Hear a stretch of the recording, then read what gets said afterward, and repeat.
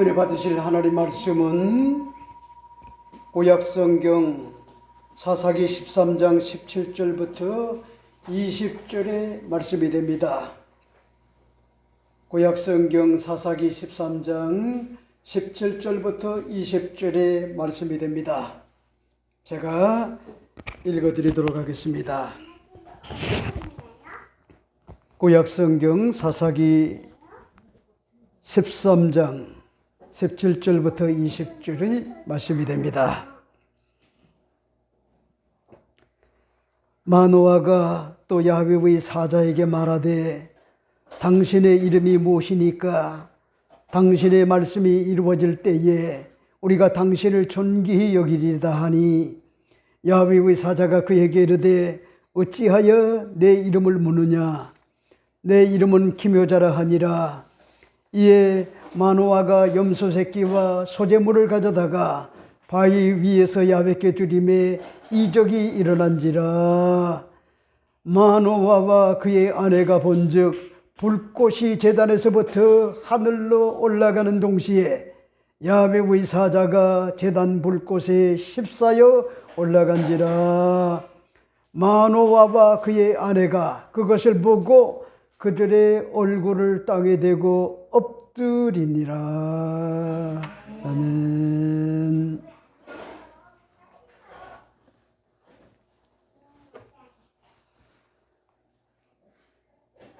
오늘 저는 여러분과 함께 사사기 13장 17절부터 20절의 말씀을 가지고 야훼께 드림에 이적이 일어난지라 이런 제목으로 잠시 말씀을 나누고자 합니다.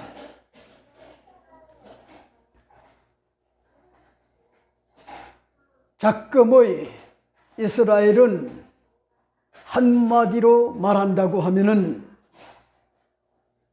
바람 앞에 촛불과 같은 풍전등화의 시간들이었습니다. 이 풍전등화와 같은 처지로 전락한 것 같은 이스라엘은 블레셋에 의하여 조공을 바치는 가련한과 같은 신세로 전락한 지 무려 40년이나 되었습니다. 긴과 같은 그런 시간들이었습니다. 그 이유는 첫째는 야훼를 버리고 우상 문화에 빠지고, 둘째는 언약 백성으로서의 거룩함과 같은 삶을 포기하고 윤리와 도덕을 잃어버렸습니다. 그리고 셋째는 그러자 그들에게 이웃국가로부터 자유와 인간의 존엄을 잃어버리는 것 같은 고통이 국가를 잃은 것 같은 그런 모습으로 다가왔습니다. 그리고 네 번째는 그제서야 하나님 앞에 부르짖어야 되는데 어찌된 것 같은 영문인지 부르짖었다라고 하는 것 같은 그런 내용 자체가 없었습니다. 이게 바로 이스라엘의 비극이었다. 이 사실을 여러분에게 말씀을 드리고 싶어요. 근데 보세요. 그럼에도 불구하고 다섯째로 그들에게 그럼에도 불구하고의 야훼 하나님은 그들을 구원하시기 위하여 사사를 세우시게 되는데 이런 일은 우연이 아니고 필연이었어요. 야훼 하나님은요 이스라엘의 단지파에 마노아의 아내를 찾아와 나시린을 낳을 것을 예고해 줍니다. 이 소식을 접한 것 같은 마노아는요 기뻐 춤을 추지 않을 수가 없었습니다. 그러기에 야훼 하나님 앞에 직접 만날 수 있는 기회를 달라 절박한 것 같은 그런 심정을 가지고 기도합니다. 그랬더니 마노아의 아내가 밭에 있을 때 야훼의 사자가 다가옵니다. 마노아의 아내는 잠시 이곳에 머물러 달라 요청을 하고 난 다음에 뛰어가서 남편을 데리고 옵니다. 마노아는 야훼의 사자로부터 아내로부터 들은 이야기를 다시 들었습니다. 첫째는 이 아이에게 포도소산의 포도주와 독주를 마시지 말고, 그리고 둘째는 부정한 것을 삼가고, 셋째는 머리에도 삭 목도를 대지 말 것을 당부를 합니다. 그러자 마노아는 잠시 머물러 주게 되면은 염소 새끼를 잡아 대접을 하고 싶다, 그렇게 제의를 합니다. 야베의 사자는 번제를 드리려면은 야베께 드릴 것을 요구합니다. 그 이유는 마노아가 야베의 사자를 하나님의 사람으로 선지자로만 알았기 때문이었음을 밝힙니다. 근데 보세요, 오늘 본문은 마노아가 야베의 사자에게 당신의 이름이 뭡니까? 이렇게 묻습니다. 아주 당돌하죠. 네? 당신의 말씀이 이루어질 때 우리가 당신을 존귀히 여기리다, 이렇게 이야기를 합니다. 그러자 야베의 사자는 어찌하여 내 이름을 묻느냐? 그러면서요, 자기의 어떤 것 같은 이름을 밝혀줍니다. 내 이름은 기묘자다, 그렇게 밝힙니다. 여러분, 그리고 난 다음에 마노아가 염소 새끼와 소제물을 가져다가 바위 위에서 야베께 드리자 이적이 일어났다, 성경은 그렇게 이야기를 합니다. 마노아 부부가 그것을 보니요, 불꽃이 제단에서부터 하늘로 올라가는 동시에 야베의 사자가 제단 불꽃에 휩싸여 올라가는 것 같은, 승천하는 것 같은 그런 모습을 목도를 하게 됩니다. 그 휘황찬란한 것 같은 모습을 목도한 것 같은 마노아 부부는 얼굴을 땅에 두고, 땅에 대고요, 엎드렸다, 경배를 드렸다, 이렇게 밝힌 것 같은 그런 내용이 오늘 17절에서 20절에 기록된 것 같은 그런 내용이죠. 오늘 저는 이 본문을 중심으로 여러분에게 시간이 되는 대로 몇 가지로 말씀을 드립니다. 첫째가 됩니다. 첫째는 당신의 이름이 무엇이니까? 이렇게 묻고 있다고 하는 것 같은 그런 사실을 우리가 볼 수가 있죠. 오늘 17절 말씀을 보세요. 이렇게 이야기를 합니다. 마노아가 또 야베의 사자에게 말하되 당신의 이름이 무엇이니까? 당신의 말씀이 이루어질 때에 우리가 당신을 존귀히 여기리다 하니, 하는 것 같은 그런 내용을 볼 수가 있죠. 여러분, 우린 여기서 알 수가 있죠. 우린 이 마노아의 부부를 보게 되면은 공통점 하나를 발견하게 돼요.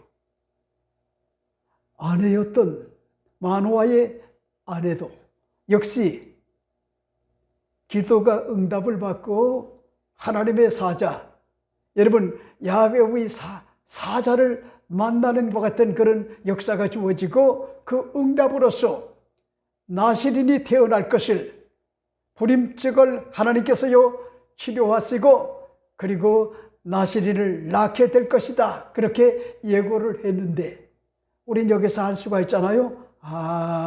아내가 정말 독실한 것 같은 믿음의 소유자였구나, 기도 응답을 받는구나, 야베의 사자를 만나는구나, 이 사실을 우리가 알 수가 있죠. 근데 보세요, 또 한 가지 아주 특이한 것 같은 그런 것을 발견하게 되는데, 마노아라고 하는 것 같은 그런 남편 역시요 독실한 것 같은 그런 믿음의 소유자라 야훼 앞에 뭘 얘기합니까? 아내가 만난 것 같은 하나님의 사람, 야훼의 사자도 나도 만날 수 있는 것 같은 은혜를 달라, 그렇게 당부한 것 같은 그런 내용을 우리가 성경에서 찾아볼 수가 있죠.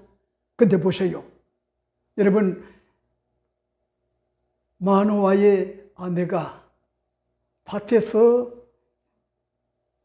일을 하다가 쉼을 가질 때 다시 무자비가 야훼의 사자가 나타났어요. 깜짝 놀랐겠죠? 그리고 두 번 쓰기 아닙니까? 그래서 그 야훼의 사자에게 당부를 합니다. 잠깐 여기에 머물러 달라. 그리고 남편에게 쏜살같이 달려와가지고 뭘 합니까? 내가 야훼의 사자를 다시 만났다. 그래서 남편과 함께 쏜살같이 달려와가지고 지금요 질문하는 것 같은 그런 내용이 뭐죠? 당신의 이름이 뭐냐는 거요. 당신의 이름. 어찌 보면은요, 굉장히 당돌한 것 같지만은 나는 이 내용이 뭐냐입니까? 은혜가 된단 말이요. 왜? 잊지 않게 보야야. 그리고 뭐냐입니까? 누구 기억하고 싶어서. 여러분, 그 야훼의 사자에게 당신의 이름이 뭐냐? 그렇게 물었던 거요. 그러니까 처음에는요, 하나님의 사람, 그러니까 선지자로만 그렇게 봤었는데 그 천사가 밝히잖아요. 야훼의 사자다. 하나님의 종이다. 그리고 천사다. 그렇게 밝히잖아요. 여러분, 그렇기 때문에 궁금했단 말이요. 그리고 계속하여 아들을 낳게 될 때, 기도 응답이 열매로 나타났을 때 그걸 기억하고 존귀한 것 같은 그런 마음을 가지고 그를, 이 천사를, 하나님의 사자 천사를 기억하기 위함이었다. 오늘 성경은요, 그렇게 밝힌 것 같은 그런 내용을 볼 수가 있죠. 여러분, 야훼의 사자라고 하면은 성경을 아는 사람들은 첫째로 뭐냐입니까? 전쟁에 능한 것 같은 미가엘 천사가 있어요. 미가엘 천사. 그러니까 전쟁을 할 때는요, 항상 두드러지게 다니엘서를 보게 되면은 나타난 것 같은 그런 천사가 있는데 그게 바로 미가엘 천사요. 그리고 두 번째 천사가 있는데 그게 뭐냐? 가브리엘 천사라고 하는 것 같은 그런 천사가 있어요. 이 가브리엘 천사는 기쁜 소식을 전해줘요. 사가라와 엘리사벳에게, 또한 뭐냐입니까? 요셉과 정혼한과 같은 마리아에게 나타나서 기쁜 것 같은 그런 소식을 전해주는 것 같은 그런 내용들을 볼 수가 있어요. 그 다음에 세 번째는 뭐냐입니까? 루시엘이라고 하는 것 같은 그런, 여러분, 하늘의 보좌의 성가대, 찬양대 대장이었던 것 같은 그런 루시엘이 있어요. 그런데 이 루시엘이라고 하는 것 같은 그런 천사장이 교만해가지고 타락을 해서 버림을 받게 되는데, 이사야 14장 12절 말씀에 보면은요, 그 내용이 잘 기록이 되어 있어요. 여러분, 그래 보세요. 당신의 이름이 뭐냐는 거요? 미가엘입니까? 가브리엘입니까? 아니면은 루시엘입니까? 아니면은 그 외의 어떤 것 같은 그런 다른 천사입니까? 야훼의 사자입니까? 내가 이렇게 당돌하게 묻는 것 같은 이유는 당신이 말한 대로 우리가 아들을 낳게 될 때 두고두고 잊지 않고 존귀하게 당신을 기억하기 위함이다. 그렇게 뭐랍니까? 예를 갖춰가지고 이 밝힌 것 같은 그런 내용이 오늘 본문의 말씀의 내용이다. 그렇게 볼 수가 있죠. 여러분, 저는 뭐랍니까?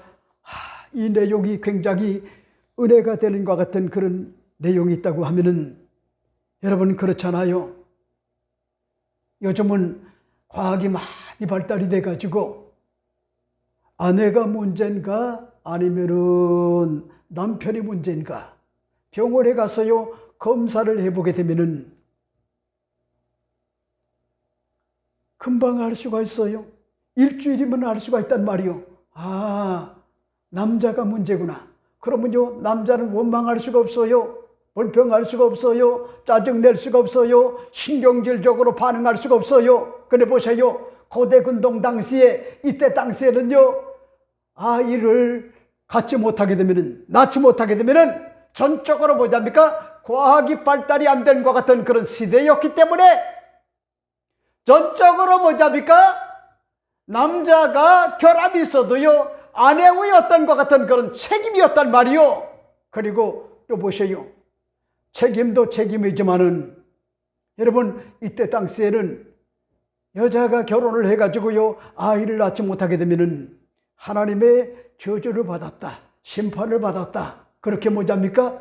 생각을 했기 때문에 여러분, 남자들이 처벌뒀단 말이요. 처벌.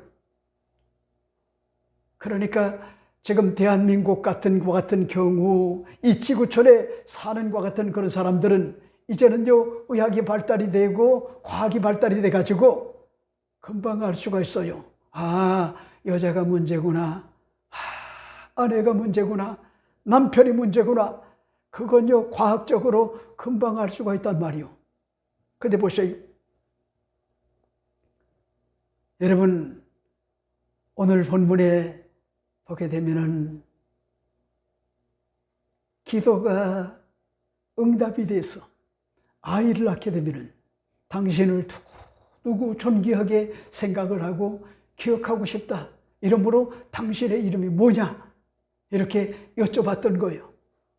그러니까 여러분들이 볼 때 굉장히 건방진과 같은 말 같고 당돌한 것 같은 말 같지만은 뒤에 있는 것 같은 그런 말을 여러분이 보게 되면은 아, 그 은혜를 잊지 않으려고 그렇게 물어보는구나. 혹여 미가엘 천사인지 아니면은요 성가 대장이었던 것 같은 그런 루시엘인지 아니면은요 기쁜 것 같은 그런 소식을 사가라를 비롯하여 엘리사벳과 그런가 하면요 요셉을 비롯하여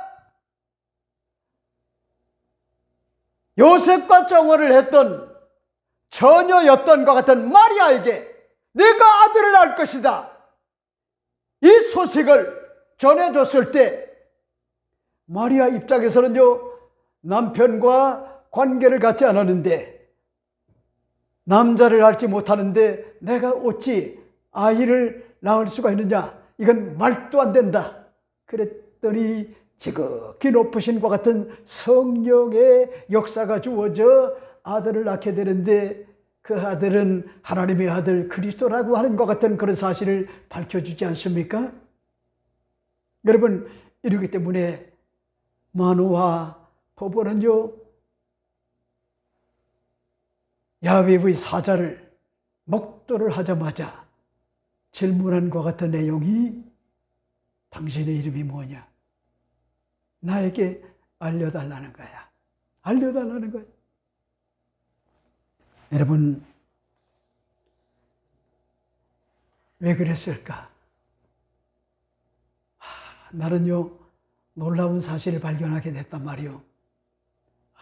이 마누아라고 하는 것 같은 그런 사람은 아내를 하나의 아기를 낳는 생산 공장으로 생각하지 않았어요.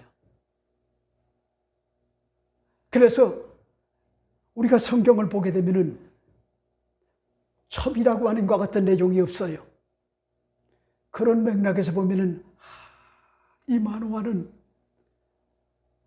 아내를 영혼으로 사랑했던 것 같은 그런 남편이었구나.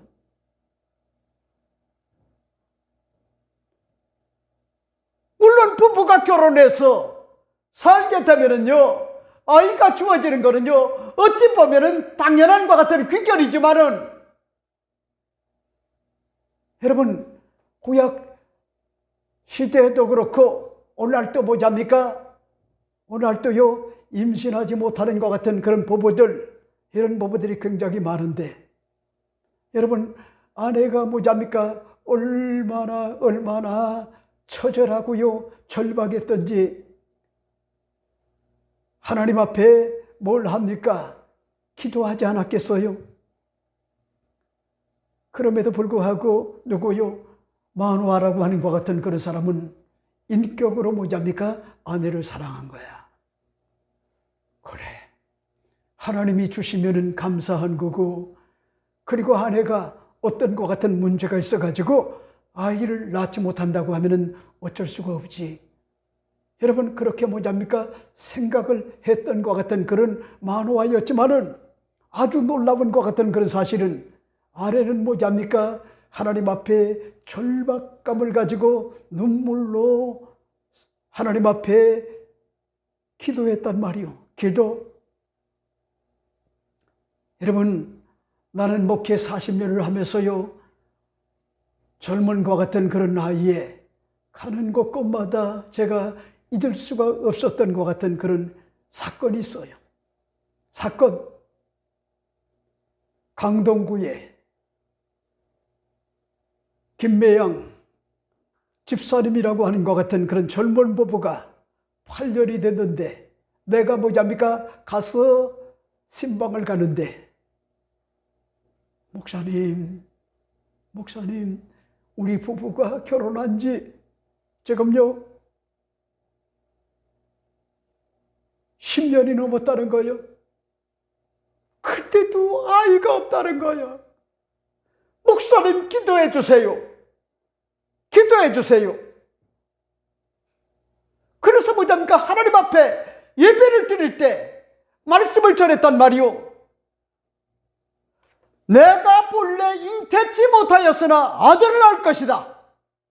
그 말씀을 가지고 하나님 말씀을 증거를 해드렸어요. 그랬더니 여러분, 그 부부가 놀라운 일이 벌어졌는데, 김창곤 목사는 아들을 낳을 것이다. 내가 본래 잉태치 못할 것이다. 못하였으나 아들을 낳을 것이라, 이렇게 선전포고를 했단 말이오, 목사가. 그러니 이 목사가 참 어떨 때 보면요, 이상한 것 같은 행동을 할 때가 참 많단 말이오. 그런데 여러분, 그 김매양 집사님 내외가 콕 집어가지고요, 아들을 낳게 해달라. 그리고 선포를 하는 것 같은 목사는요, 그때 당시는 없었던가 봐요. 그게 은혜가 돼가지고 기도하면서 하나님께서 주실 것을 믿고 말하고 생각하고 행동하면서 신앙생활을 하면서요, 봉사를 하고 헌신을 했더니 떡두꺼비 같은 것 같은 아들이 주어질 것을 믿고 기도했는데, 희한한 것이요, 딸을 낳았어요. 여러분, 그리고 난 다음에 딸을 며칠 낳지 합니까? 셋을 낳았어요, 셋. 그리고 난 다음에 송파구에 보면은 그때 당시에 송파 지역에 우성 아파트가 있었어요. 신방을 갔어요. 오집사님이라고 하는 것 같은 분인데, 이대 뭐잡니까? 불문과를 나왔고, 남편은 뭐잡니까? 서울대 의대를 나온 것 같은 의사의 집이요. 그래 보세요. 거기 가가지고 예배를 드리는데, 또 뭐라고 하는지 알아요? 목사님, 권사님이, 목사님, 이 부부가 의사의 부부인데 아이를 갖지는 못한다는 거야. 축복 기도해달라는 거야. 그래가지고 거길 가가지고 누가복음 1장 38절인가요? 대저 하나님의 모든 말씀은 능치 못함이 없느니라. 그 말씀을 증거했단 말이요. 그랬더니 여러분, 그 남편이 집에 돌아와 가지고 아내에게 그 소식을 전한 거예요. 젊은 것 같은 목사님이 권사님들과 신방을 봤는데 꼭 뭐잡니까? 21세기 돈 키호테 같이 그렇게 말씀을 증거를 하는데 이 말씀을 주시더라. 마리아에게 주신 것 같은 그 말씀을 주시더라. 그래서 뭐잡니까? 그 부부가 여러분 그 해에 임신을 해가지고 뭐잡니까? 그 집도 역시 딸 둘을 낳았어요. 그리고 강남 성전이 있을 때 역삼동에 살던 황 집사님이라고 하는 것 같은 그런 분인데, 이분은 목사님 축복 기도해 주세요. 목사님은 소문났던데 목사님이 가가지고 축복 기도해 주게 되면은 임신하지 못하는 것 같은 그런 사람들이 임신하는 역사가 주어졌다, 이런 어떤 것 같은 그런 내용들을 송파에서부터 소문을 들었다는 거야. 이러므로 우리 부부가 결혼한 지 13년이 됐는데, 여러분 진짜 그런 집에 가가지고 요 사연을 들어보면은 얼마나 처절한지 압니까? 얼마나 절박한지 알아요. 그러니까 결혼해가지고요 쑥쑥 애도 잘 갖고요 낳는다고 하면은 이건 신의 은총이래요. 보통 복이 아니요. 그 사람들은요 모든 걸 가지고 있어도 그것 때문에 우려하는 거요. 낙심을 해요. 좌절을 해요. 기가 꺾여요. 그런데 여러분, 제가 아직도 기억한 것이 곽재원과 같은 권사님과 함께 신방을 갔더니 그 권사님이 이야기하는 거예요. 목사님, 이 집은 결혼한 지 굉장히 오래됐는데 아직도 자식이 없다는 거야. 그래서 내가 로마서 4장 17절 21절 말씀, 그 말씀을 전했단 말이요. 아브라함이 믿은 바 하나님은 죽은 자를 살리며 없는 것을 있는 것까지 부르시는 이를 믿었느니라. 그 말씀을 가지고요 증거를 했어요. 그리고 용기를 줬어요. 소망을 줬어요. 그리고 하면 된다, 해보자, 할 수 있다, 이 믿음을 심어주고요 꿈을 심어주고 목표를 설정하게 만들고, 그리고 뭐랍니까, 말하게 만들었어요. 그래서 그때 당시에 제가 아직도 잊을 수가 없는 것이, 여러분 아기밀, 여러분 혹시 얘기 들어봤나요? 아기밀, 거기에 보면은요 우량아가 그 사진에 떡 있고 깡통에, 네?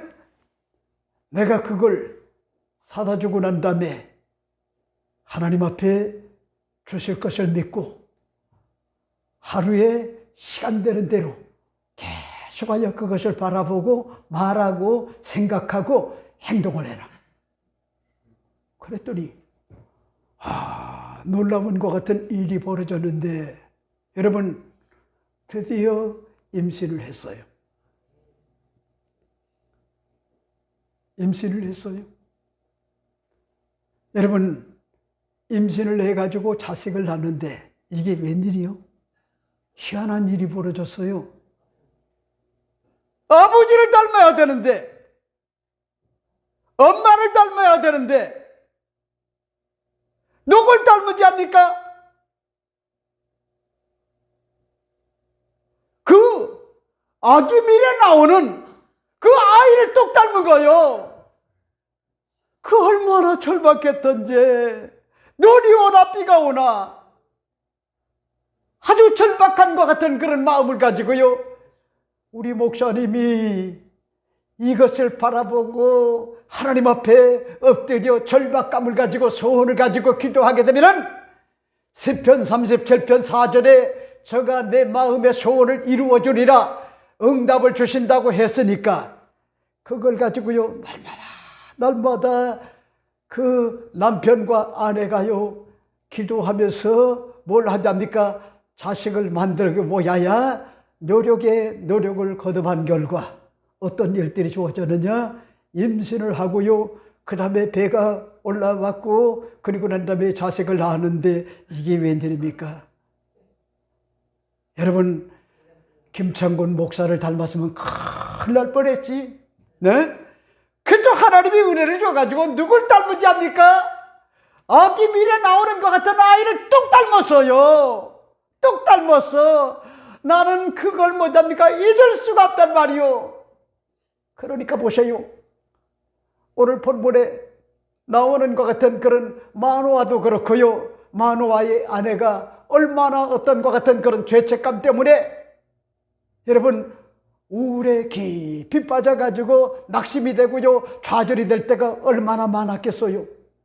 그럼에도 불구하고 하나님 앞에 소원을 가지고 기도했더니 여러분 야훼의 사자가 그에게 다가와 나시리를 낳게 될 것이라고 하는 것 같은 그런 예고를 해줬기 때문에 단도직입적으로 물어봤던 거예요. 당신의 이름이 뭐냐? 그리고 당신이 말한 대로 나시린이 태어나게 되면은 당신을 존귀하게 생각을 하고 감사할 거다. 이렇게 밝힌 것과 같은 그런 내용이 오늘 본문의 말씀의 내용이다. 여러분, 이 사실을 여러분에게 오늘 말씀을 드리고 싶어요. 자, 그 다음에 두 번째는 뭘까?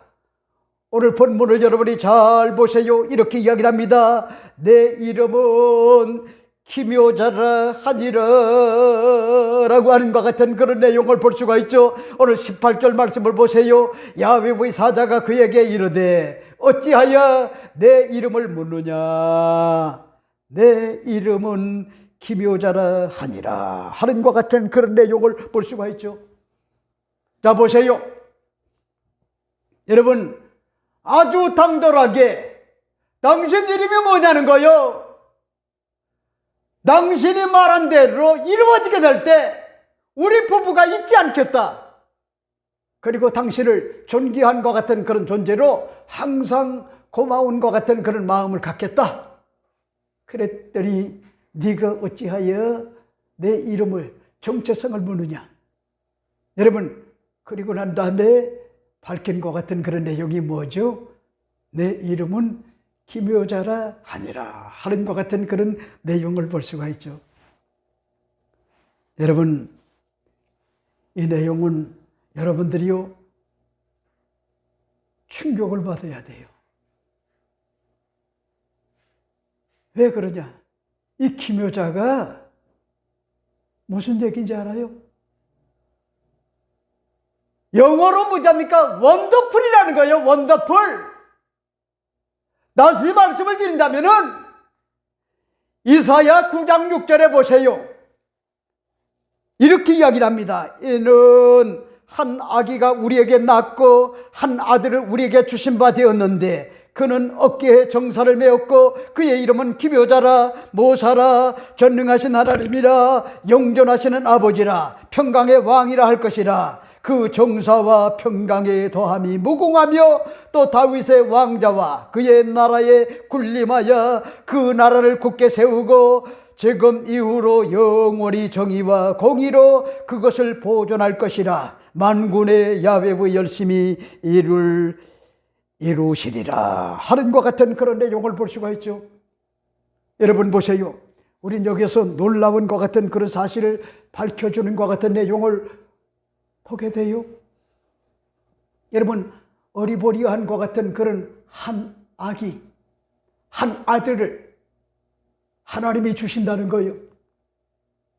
그런데 거기에 보니까 첫째는 뭐냐입니까? 어깨에 정사를 메었다는 거예요. 정사. 무슨 얘기죠? 정사를 메었다는 거예요. 여러분, 우리가 6월 3일 날 대통령 선거가 있죠. 난 여러분에게 오늘 말씀을 드리고 싶어요. 정말 나라와 민족의 장래를 염려할 줄 아는 마음을 가지고 이 민족을 올바로 잘 뭐잡니까? 이끌 수 있는 것 같은 그런 사람이 대통령이 되도록 여러분이 뭐잡니까? 그렇게 선거에 임해야 돼요. 왜? 왜 그런지 압니까? 이 아기는요 어리버리한 것 같아요. 어찌 보면은요 어리버리한 것 같은 아이 같지만은 보통 아이가 아니라는 거예요. 정사를 메었다는 거예요. 정사. 이 대단한 거예요. 그 다음에 두 번째가 뭐예요? 오늘 본문에 보세요. 그 이름은 기묘자라 그러잖아요. 여러분, 이 기묘자라고 하는 것 같은 말은 원더풀이요. 원더풀. 그러니까 기이한 것 같은 그런 이사와 기적을 행하는 것 같은 그런 분인데, 여러분, 어리버리한 것 같은 한 아기와 한 아들은요 2025년 전에 유대 땅 베들레헴에 말구에서 태어나시고요 십자가에 모진 고난을 받고 죽으셨다가 장사 지냄 받았다가 사흘 만에 부활하신 하나님의 아들 그리스도를 얘기하는 거예요. 흠과 점이 없는 것 같은 어린 양 하나님의 아들 예수를 얘기하는 거야. 여러분, 기묘자라 그러잖아요. 그 다음에 또 뭐라고 얘기합니까? 모사라 그러잖아요. 모사가 뭐죠? 카운셀러야. 아주 유능한 것 같은 그런 상담자라는 거예요. 카운셀러. 그 다음에 또 뭐라고 얘기합니까? 전능하신 하나님이라는 거예요. 그러니까 여러분들이요, 아기 예수를 바라볼 때, 아기 예수는 어리버리한과 같은 아이구나. 인성을 입은, 여러분, 어리버리한과 같은 아기 같지만은 그곳에 뭐잡니까? 신성이 있다는 거예요. 그게 뭐죠? 전능하신 것 같은 하나님이라는 거예요. 능치 못하심이 없는 것 같은 하나님이라는 거예요. 그 다음에 또 뭡니까? 영존하신 아버지라는 거예요. 그리고 보세요. 평강의 왕이라 할 것이라 하는 것 같은 그런 내용을 볼 수가 있죠.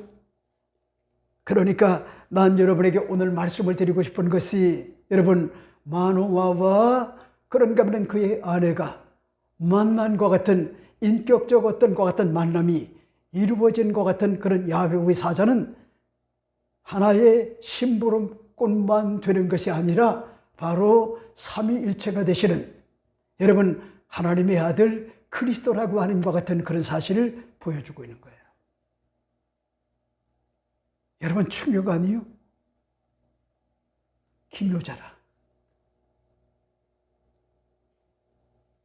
이적과 기적을 일으키고 신유막치간과 같은 그런 역사를 뭐잡니까? 이루시는 것 같은 그런 분이 바로 기묘자가 아닙니까? 기묘자.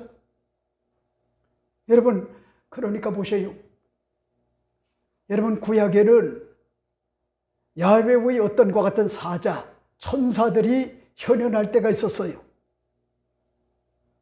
사람으로서 뭐잡니까? 그렇게 다가올 때가 있었단 말이요. 나그네로 다가올 때가 있었어요. 근데 보세요.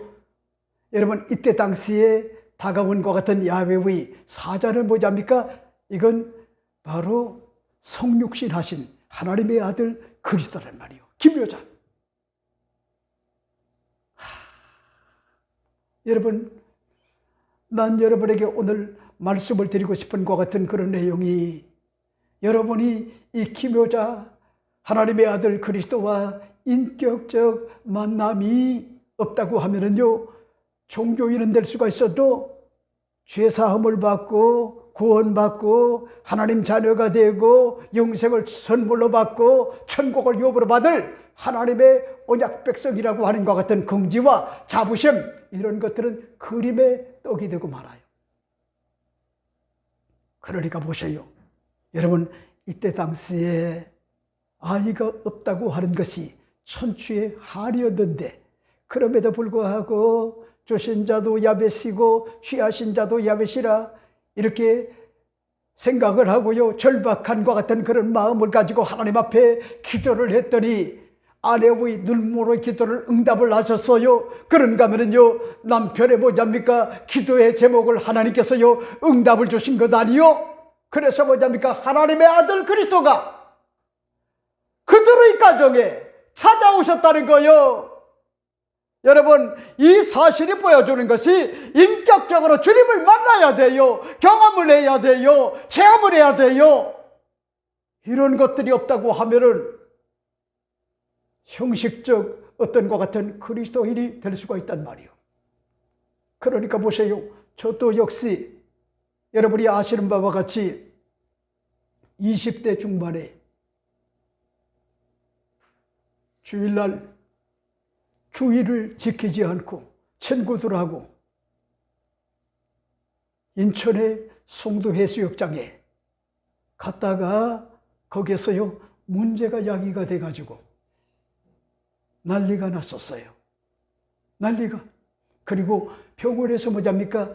1년 2개월 동안 머물면서 제가 그때 당시에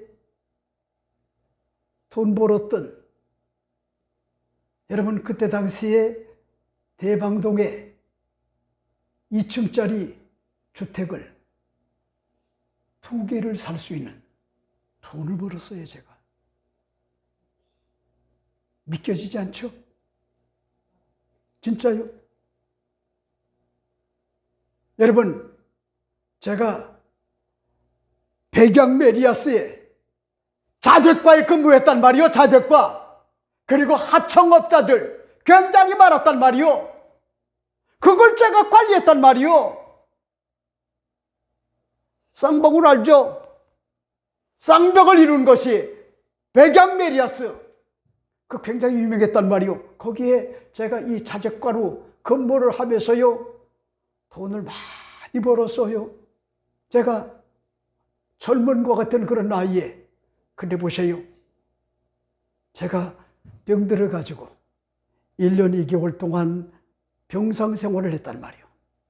그래가지고 이렇게 사느니보다 가는 게 좋겠다. 그랬는데도 그게 마음대로 안 되더라고요. 근데 어느 날 여러분, 목사님 한 분이 찾아왔는데 독일 선교사로 가셨던 것 같은 이문현 목사님이라고 하는 것 같은 그 목사님이 저에게 신방을 와가지고, 젊은이 괜찮아, 걱정하지 마라.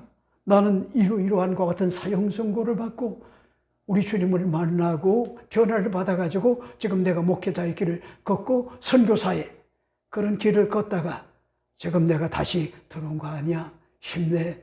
까짓것. 죽음은 천국이고 살면은 전도야. 걱정하지 마라. 맡겨. 내 인생을 맡겨. 그리고 난 다음에요, 기도를 해주고 이분이 가셨어요. 그리고 난 다음에 그 병실에서요, 제가 뭐랍니까? 8시, 오후 8시부터 새벽 4시까지요, 통곡을 하면서 하나님, 이 종을 살려주세요. 이 종을 살려주세요. 이 젊은이, 이 나이에 죽으면 되겠습니까? 살려주세요. 한 번만 살려주세요. 그러면 주님이 기뻐하시는 것 같은 그런 일에 종사를 일평생 하겠습니다. 그랬더니 여러분, 그 새벽녘에 성령의 불이 제 가슴을 그냥 치는 거야. 나가 떨어진 거예요. 꼬꾸라진 거예요. 그랬더니요, 세상에 젊었을 때도 육류를 먹지 않았어요. 켄터키도 먹지 않았어요. 그리고 겨우 먹었던 것이 멸치만 먹었어요. 야채만 먹었어요. 왜? 그 육류를 먹는 것이요, 죄를 지는 것 같아가지고 깨끗하게 살려고. 그럴 정도로 선하게 살려고 했는데, 야, 성령이 나에게 다가오니까 뭐잡니까? 얼마나 내가 하나님 앞에 큰 죄인인 것을 깨닫고요, 새벽 미명에 얼마나 통곡을 하면서요, 눈물로 기도했는지 몰라요. 그래서 성령 받았단 말이요. 불세례 받았어요. 그리고 뭐잡니까? 고침을 받았어요. 기적이 일어난 거요. 주님 만났어요. 그리고 난 다음에 지금 40몇 년간 목회를 하지만은 한 번도 뭐잡니까? 내가 목회자의 길을 걸었던 것을요, 후회해 본 적이 없어요. 목회를 잘하든지 못하든지 나는 이 일을 보아야 하나님 앞에 부름을 받고 고침을 받았다. 그리고 주님과의 인격적 어떤 것 같은 만남이 이루어졌기 때문에 여러분, 한 번도 뭐잡니까? 목회 때문에 갈등을 느껴본 적이 없어요. 가자. 큰 목회를 하면은 큰 목회 하는 대로, 작은 목회 하면은 작은 목회 하는 나름대로 시골 교회도 가가지고 한 8년간 그렇게 목회하지 않았나요? 여러분, 난 여러분에게 오늘 말씀을 드리고 싶은 것 같은 그런 내용. 여러분, 당신의 이름이 뭐냐? 그랬더니 하나님의 사자가 내 이름은 김여자라. 예수를 만난 거야. 변화받은 거야. 인격적 만남이 이루어진 거야. 여러분, 오늘도 마찬가지요. 가만히 이 신앙생활하는 것 같은 그런 직분자들, 제가 이렇게 눈여겨보면은 고착된 병리가 있어요. 고착된 병리. 그런 것들이 우연이 아니야. 근데 그런 사람에게 예수님과 인격적 만남이 이루어지고 확신과 담력이 다가오고, 그런가 하면요, 성령 세례 받고 성령의 충만함을 받고 은사가 나타나고 그리고 구원의 어떤 것 같은 확신, 하나님의 아들이라고 하는 것 같은 확신, 천국을 유업으로 얻는 것 같은 하나님의 언약 백성이라고 하는 이런 어떤 것 같은 확신, 이런 것들이 주어진 사람은요, 벌써 신앙생활이 달라요. 달라요. 여러분, 이렇기 때문에 이 만화의 이 부부는 누가 뭐라고 해도 김효자 예수를 만난 것 같은 부부였다. 그래서 그들의 문제가 해결받았단 말이에요. 문제가. 자, 그 다음에 세 번째가 뭘까? 세 번째 여러분에게 말씀을 드리고 싶은 것이 야훼께 드릴 때 이적이 일어났다. 오늘 성경은요 밝게 말씀해 주고 있어요. 그런 말씀이 있을까요? 19절 말씀은 이렇게 이야기를 합니다. 이에 마노아가 염소 새끼와 소재물을 가져다가 바위 위에 야훼께 드림에 이적이 일어난지라. 여러분, 나는 이 내용이 은혜가 된단 말이요.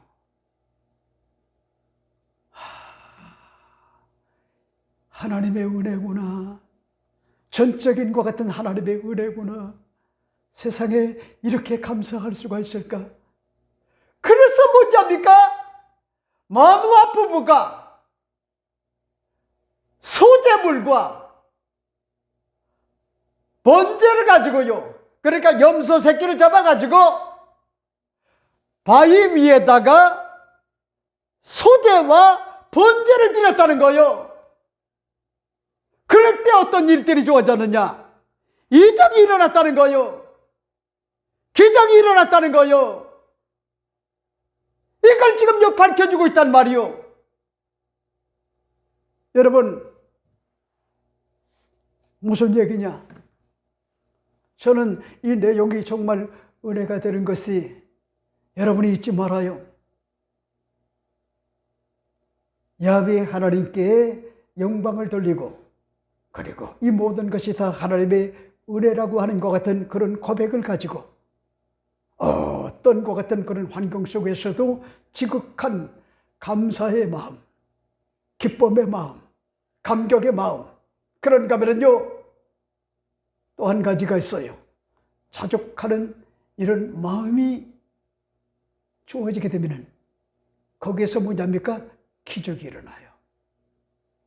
기적이.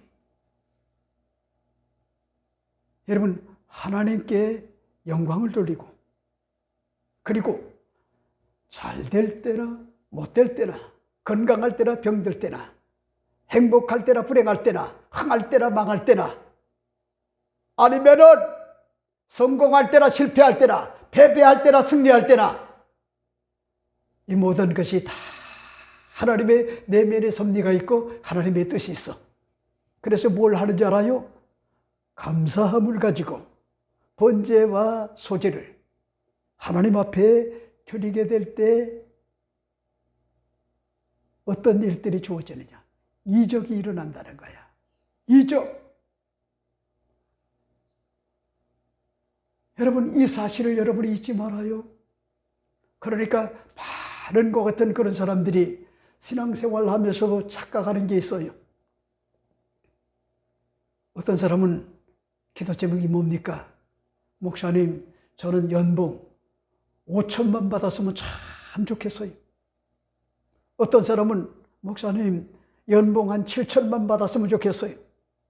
어떤 사람은 목사님, 연봉 1억을 좀 받았으면 좋겠어요. 목사님, 연봉 1억이 넘게 그렇게 받았으면 참 좋겠어요. 그 희망사항을 얘기하는데, 그리고 또 목사님 20평에 살았으면 좋겠어요. 32평 집이 있으면 좋겠어요. 50평이 있으면 좋겠어요. 60평이 있으면 좋겠어요. 큰 평수에 살면 좋겠어요.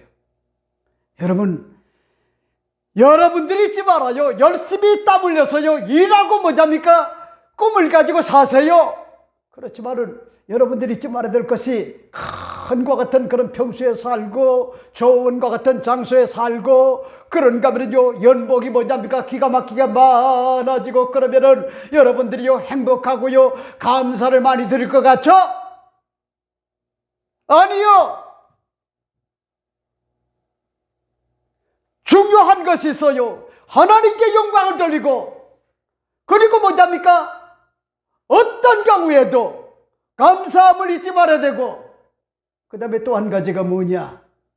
여러분, 또 한 가지가 뭐냐면은 자족하는 것 같은 그런 마음이 있어야 된다는 거예요. 자족하는 마음. 나는 일평생 그렇게 뭐합니까? 인생을 살아왔어요. 그저 주신 대로 나름대로 열심히 피 터지게, 뭐 재테크도 할 수도 있겠죠. 네? 열심히 그렇게 살았더니 하나님이 그래도 이 나이에 그만큼 뭐합니까? 아직까지 버림받지 않고 살 수 있게끔 하나님이 은혜를 줬어요. 여러분들이 잊지 말아요.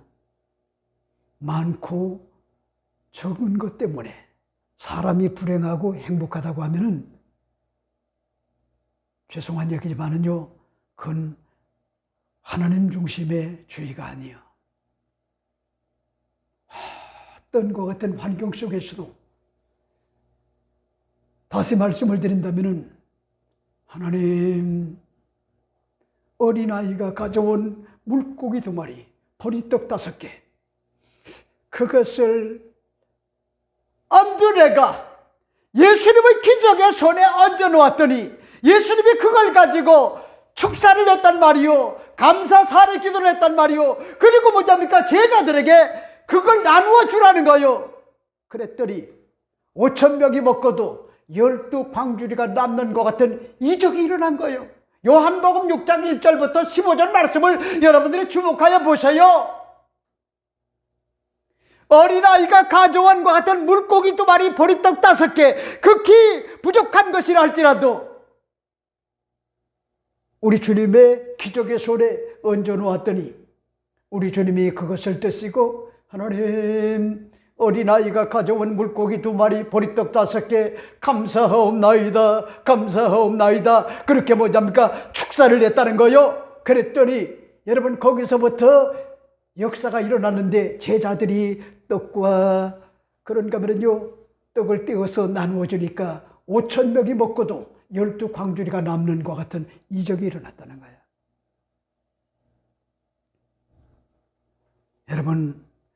여러분들이 잊지 말아요. 성경의 창세기부터 요한계시록까지 여러분이 잘 보면은요, 이적과 기적이 얼마나 많은지 몰라요. 출애굽 사건 10가지 재앙, 이적이래요. 홍해가 갈라지는 것, 이적이래요. 만나와 메추라기가 떨어진 사건 40년 동안, 이적이래요. 요단강이 갈라지는 역사, 기적이래요. 여리고성이 무너지는 것 같은 역사, 기적이래요. 이적이래요.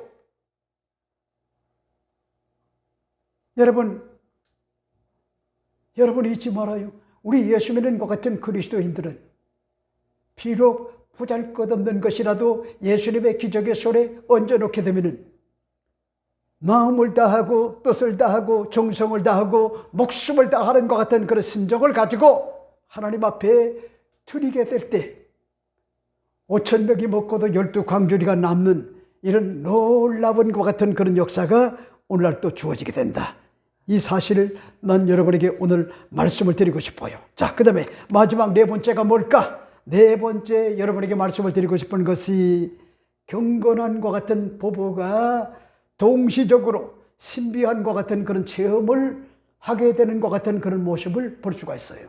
그런 말씀이실까요? 오늘 19절 20절 말씀을 보세요. 마노아와 그의 아내가 본즉 불꽃이 제단에서부터 하늘로 올라가는 동시에 야훼의 사자가 제단 불꽃에 휩싸여 올라간지라. 마노아와 그의 아내가 그것을 보고 그들의 얼굴을 땅에 대고 엎드리니라 하는 것 같은 그런 내용을 볼 수가 있죠.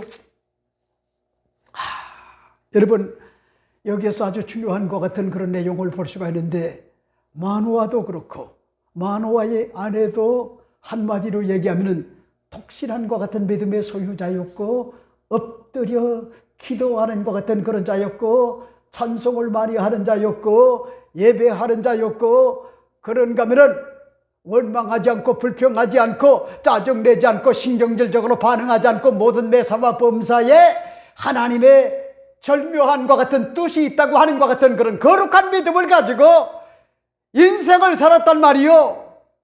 아주 경건된 것 같은 그런 부부였단 말이요. 여러분, 이 사실을 난 여러분에게 오늘 말씀을 드리고 싶어요. 말씀을. 여러분, 부부가 5월 20일이 뭔 날이죠? 부부의 날 아니요? 여러분, 이 부부라고 하는 거는요, 얼마나 소중한 것 같은 일인지 몰라요. 네? 그래 보세요. 자식에게 굉장한 것 같은 복이 있다고 하면은 그게 뭐냐입니까? 경건한 것 같은 그런 어머니, 아버지를 두느냐. 이거 굉장히 중요한 거야. 가벼운 것 같은 그런 사안이 아니에요.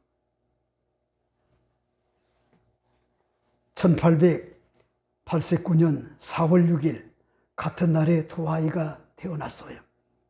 한 아이는 오스트리아 부부 사이에 태어났는데 그 부부는요 사촌 남매였기 때문에 법적으로나 윤리적으로 잘못된 만난 부부였어요. 아버지는 세무 공무원으로서 성미가 무척 급했고 어머니는요 가정주부로서 일보다 밖으로 나도는 것 같은 것을요 더 좋아했어요. 아버지가 죽자 어머니는요 아이를 알코올 중독자인 것 같은 수모에게 내맡기고 달아나 버렸어요. 16세 때 그 아이는요 학교를 중퇴하고 가출해가지고 화가의 꿈을 키웠으나 제대로 되지 않아가지고 여러 직업을 전전하다가 독일 군대에 입대하였어요. 그 후에 정치에 발을 들여놓고 극렬한 것 같은 행동대원이 되어 반란 음모에 가담했다가 발각됐어요. 투옥됐어요. 감옥에서 다시는요 정치에 참여하지 않겠다 서약을 하고서요 감형을 받아 감옥에서 나올 수가 있었어요. 그런데 그는요 더욱 맹렬하게 정치를 했고요 결국 어지러운 것 같은 나라 정세 속에서 1933년에 수상에 취임하게 됩니다. 그런 전쟁을 일으켜서요 전 세계를 어지럽힌 것 같은 장본이 되었어요. 또 600만 명의 유대인들을 무고하게 죽이고 수를 헤아릴 수 없는 것 같은 고아와 불구자 과부들을 만들어낸 인류의 가장 큰 것 같은 그런 범죄자가 됐어요. 그가 누구냐? 바로 독일의 아돌프 히틀러라고 하는 것 같은 그런 인물이요. 여러분 그렇잖아요. 그러니까 그가 히틀러가 될 수밖에 없었던 그 요건이 있었단 말이요. 불행했던 거예요.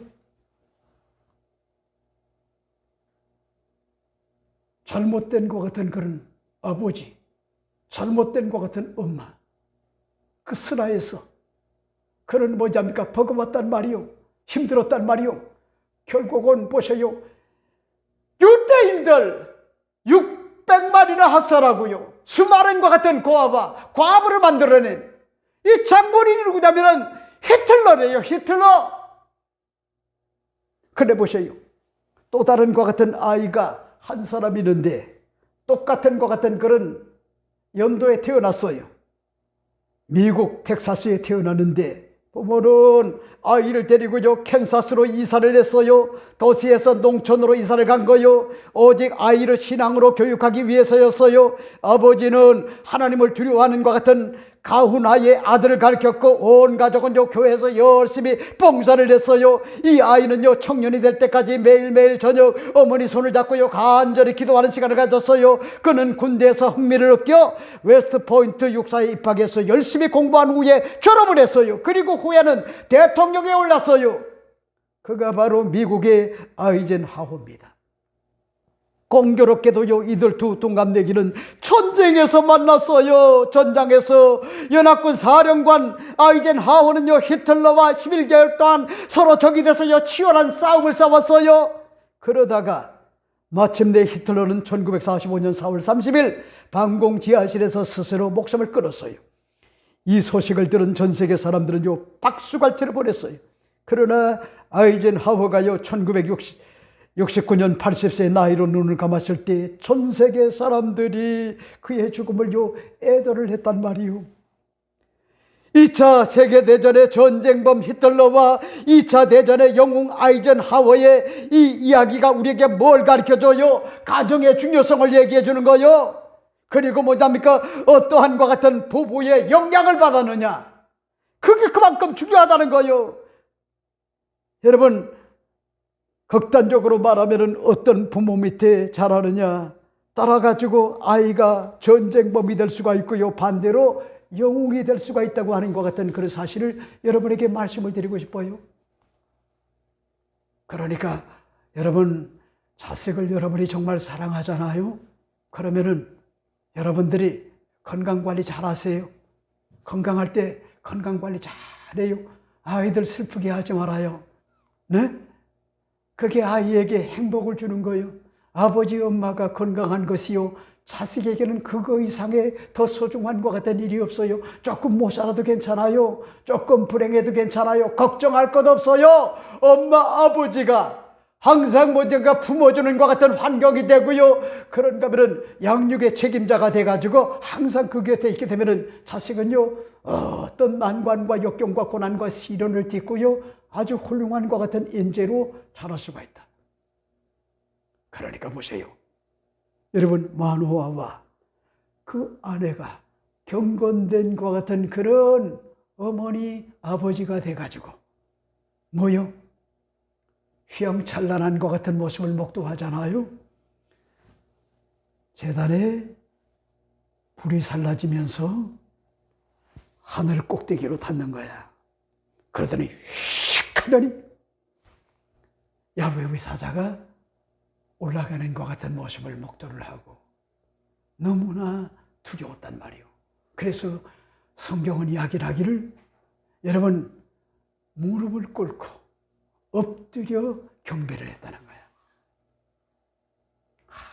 정말 은혜가 되는 게, 여러분, 2025년 전에 유대 땅 베들레헴에 목자들이 하늘의 별이 나타난 것을 보고요, 그 별을 따라서 베들레헴에 말구에 와보니까요, 하나님의 아들 그리스도가 있는 거예요. 무릎을 꿇고 경배를 했어요. 그런가 하면은 여러분, 천체를 연구하는 것 같은 동방 박사들이 별을 보고 먼 나라에서 와가지고요, 말구에 있는 것 같은 하나님의 아들 기묘자, 하나님의 아들 그리스도를 발견하고 난 다음에 가장 소중한 황금과 유향과 몰약을 아기 예수님께 드리고, 그 아기 예수님에게, 기묘자가 되신 것 같은 하나님의 아들 아기 예수님에게 무릎을 꿇고요, 경배를 드렸다. 성경은 이야기를 하고 있잖아요. 그러니까 여러분 잊지 말아요. 구약 성경도 예수가 곳곳에 있는 거야. 신약에만 예수가 있는 게 아니요. 신약에는 사람의 모양, 인성과 신성을 가지고 하나님의 아들 그리스도가 마리아에게 성육신했단 말이에요. 어디에? 베들레헴 유대 땅에. 여러분, 이런 역사가 주어졌다. 이 사실이 여러분 오늘 우리에게 주는 것 같은 그런 의미가 있다. 그게 뭐죠? 당신의 이름이 뭐냐? 이거 중요한 거예요. 그랬더니 기묘자다. 여러분, 기묘자라고 그렇게 밝힌 내용이 없어요. 이사야 9장 6절과 7절 여기에 밝히고 있단 말이요. 그가 하나님의 아들 예수였단 말이요. 그리고 자족하는 것 같은 마음을 가지고 정성을 다해서요, 번제와 소제를 야훼 하나님 앞에 드렸더니 이적이 일어났다는 거예요. 그리고 또 뭐죠? 여러분, 마노아 부부는 누가 뭐라고 해도 경건함과 같은 독실한 믿음의 부부였다. 그러니까 여러분들이 지금도 늦지 않았어요. 어릴 때부터 또 이런 얘기를 하죠. 아이고, 종교에 어떤 것 같은 자유가 있는데 어릴 때부터 강요하지 않을까요? 아니야. 그건 교육이 아니야. 죄송한 얘기지만은 예수를 심어주고 기도하는 법을 가르쳐주고 찬송을 불러주고 이거 굉장히 중요한 거예요. 아이를 훈계하지 않지 말라. 채찍으로 그를 때릴지라도 죽게 하지 아니라 그를 채찍으로 때리면은 그 영혼을 음부에서 건져내냐. 여러분, 이 부모의 훈계라고 하는 것이요, 경건된 것 같은 마음을 가지고 훈계하는 것, 이게 자녀들에게 보약이 된다. 이 사실을 오늘 여러분에게 말씀을 드리고 싶어요. 기도하겠습니다.